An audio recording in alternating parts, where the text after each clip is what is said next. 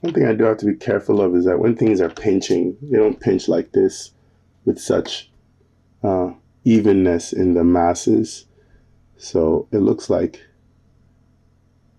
I will have to move this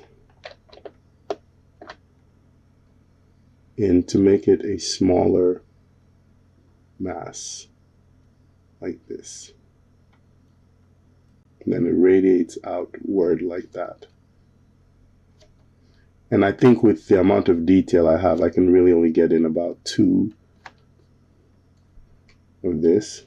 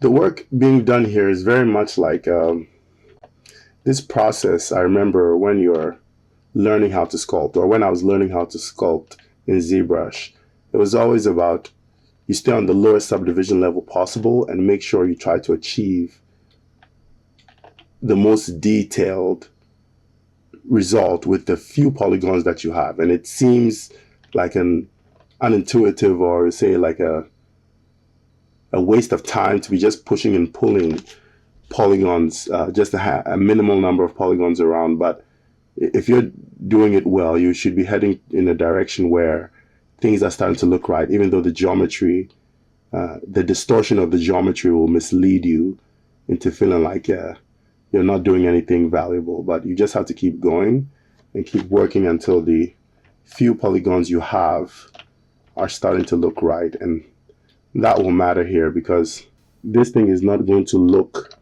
as perfectly as you want it at this stage. You would pretty much have to wait till the delta mush deformer and whatever additional smoothing you do at render time smooths this result out. But you have to try to visualize the end result with the few polygons in front of you. And it is getting there.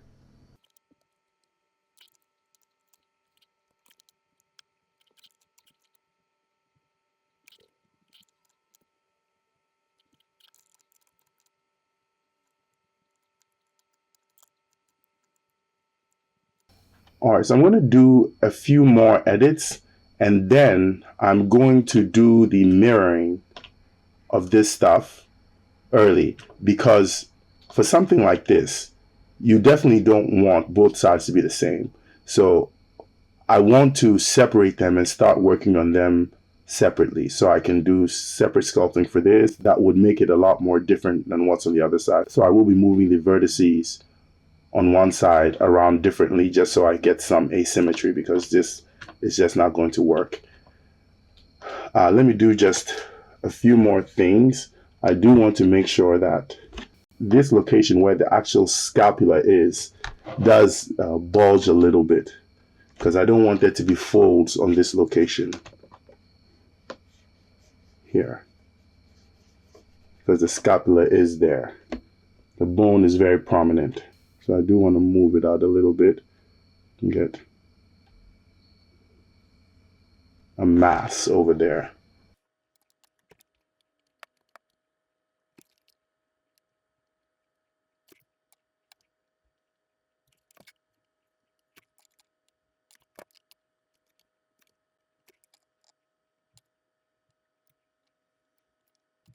And before we proceed with this separation, I do want to show you something. Take a look at what happens when I reactivate my delta mush deformer. So I'm going to go to my delta mush deformer, and I'm going to set the envelope to 1. You see how it completely obliterates all the detail I just put in there? Now, you might be okay with this. One way to get around this is to make sure to push this sculpt data to be way more overemphasized, right? You can use, I think there's a contrast brush here. This one is called accentuate surface detail. I think that might be it. It's a contrast, fill in valleys, build up. Yeah, it's definitely accentuate. In ZBrush, it's called a contrast operation, and it just makes you push the detail. So you would have to push all this sculpting to look even way more exaggerated than this, to make it stand out when it's smoothed out by a delta mush deformer like this. But another way to get around this is to do some weight painting. You can weight paint areas that you don't want a delta mush deformer to affect. So if I find out that when I turn it on, it's obliterating detail that I need to see, then I'm going to have to come over here and paint weights so that I can exclude the delta mush operation from here. And I think it's something that Advanced Skeleton itself does. Any open edges, Advanced Skeleton makes sure to paint out the effect of the delta mush deformer over there. Otherwise, it will obliterate that detail. Let me see if I can find deform. Let me see, paint weights. Yes, and delta mush deformer. So if we do this, yeah, that's Advanced Skeleton has isolated all these places that are in black. They have excluded them from being influenced by the delta mush deformer, and that's the only place it does it. So if I don't like what the delta mush deformer is doing back here, I can just come and also exclude that. So that's something I might do at the end of this upper torso PSD stuff, so that delta mush deformer stops impacting the back here. And I might need to do it in a lot of other places. So be mindful of that if you need to paint out the influence of the delta mush deformer. Let's move forward and let me separate these two things now so that I can give them their individual treatments on either side. Do my duplicate target.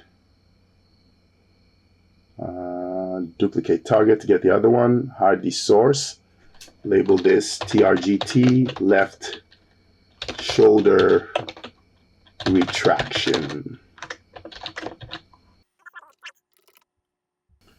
Now let's start with the left side. So hit the edit key, grab my mask, start erasing this right side. To be very careful.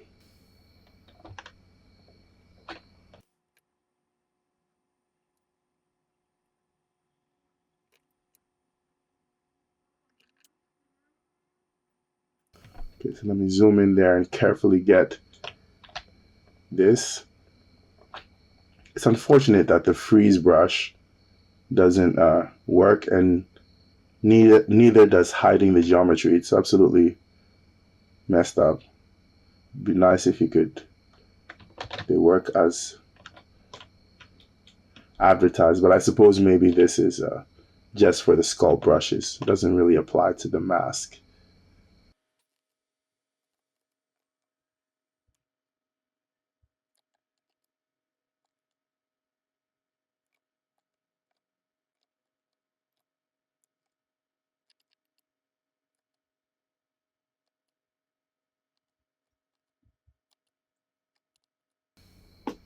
All right, and then what's left will definitely be worked on as I'm polishing. So let me do the other side. Hide that.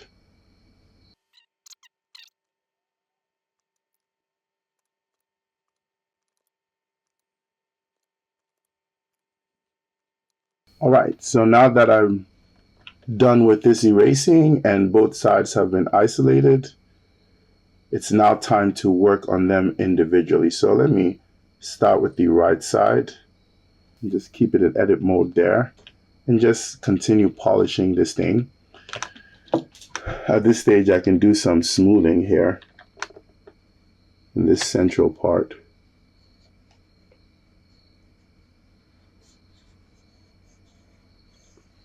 just work on emphasizing this crease by myself.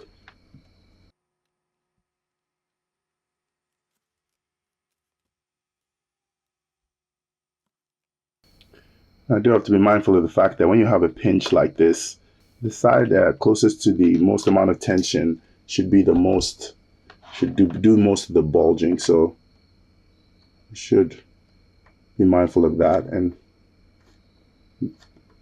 it's fine anyway, because this thing does need to be pushed.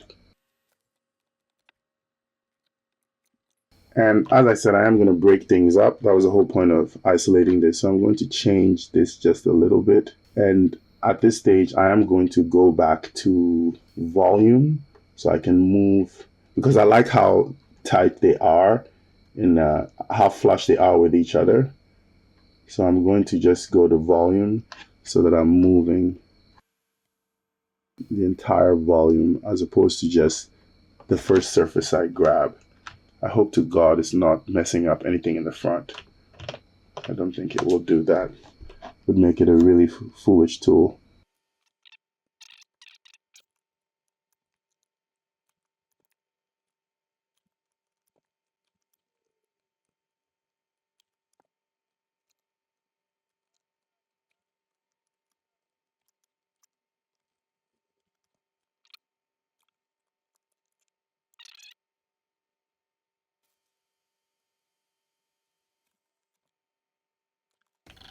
All right, so I'm going to turn on the other side, see what it looks like stacked up against each other. Yeah, it's not bad. You disable the right side and make some modifications to the left.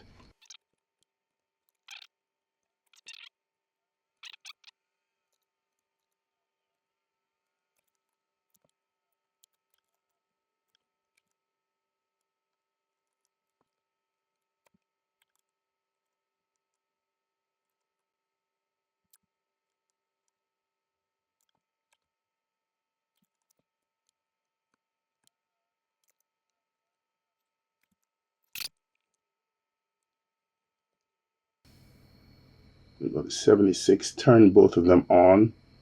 See, yeah, they look somewhat different.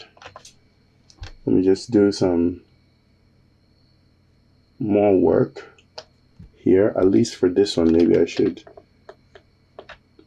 move it down to help break it up a little further.